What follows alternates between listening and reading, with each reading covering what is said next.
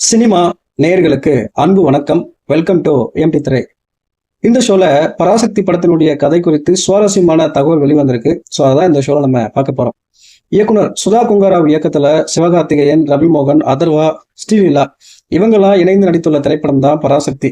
இந்த படத்திற்கு ஜிவி பிரகாஷ் இசையமைச்சிருக்காரு.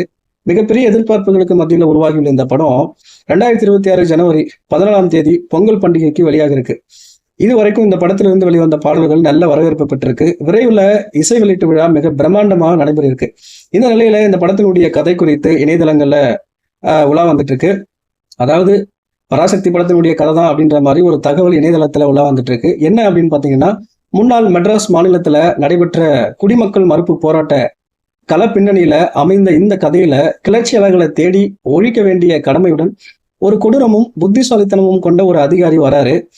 இன்னொரு பக்கம் வந்து பாத்தீங்கன்னா, செழியன் மற்றும் அவரது சகோதரர் சின்னதுரை இருவருமே வந்து பாத்தீங்கன்னா முற்றிலும் வேறுபட்ட ஒரு குணநலன்களை கொண்டவர்கள். ஒருவர் கடினமாக உழைக்கும் தீயணைப்பாளர், மற்றொருவர் வந்து பாத்தீங்கன்னா ஒரு புரட்சியாளர்.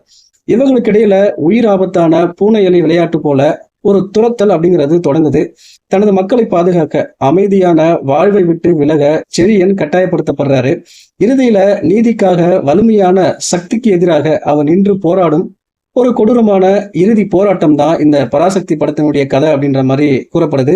இது எந்த அளவுக்கு உண்மை அப்படின்னு தெரியல. படம் வெளிவந்ததுக்கு அப்புறம் தான் தெரியும். ஓகே கைஸ், அடுத்த அப்டேட்ல நான் உங்களை சந்திக்கிறேன். நன்றி, வணக்கம்.